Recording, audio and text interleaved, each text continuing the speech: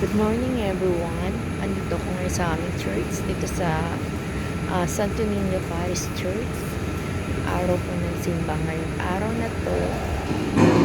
Simbang madaling araw kami. Alas 5. Alas 3 pa lang gigising.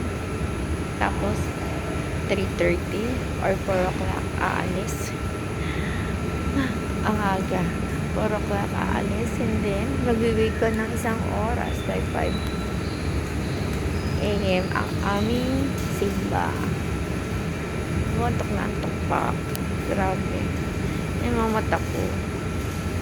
Gusto ko na matulog. Hindi ko pwede na matulog dito sa may simba. Ayun sila mga matatanda. Nanay ko, ate ko, at si ate ko kaming apat ang laging nagsisimba sa madaling araw. Ang sipag nila, ang hirap pag mga matatanda. Ako mas okay yung simba ko kahit sa mga umaga or hapon or gabi.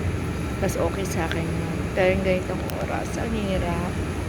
Hindi ako pwedeng makatanggi kasi kailangan lagi kong masama si mother dahil hirap sa kanyang paglalakad. Kailangan niya ng alalay niya ako.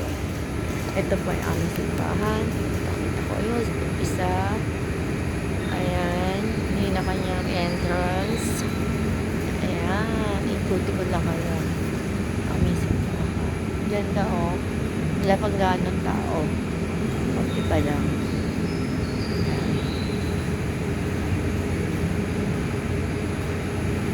Ikot lang. Sige na po.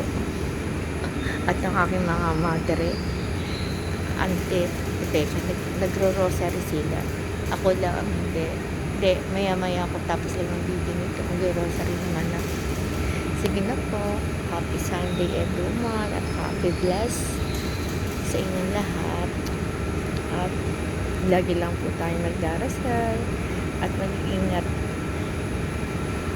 at lagi lang tayo maging masaya. Maraming salamat po. Thank you po.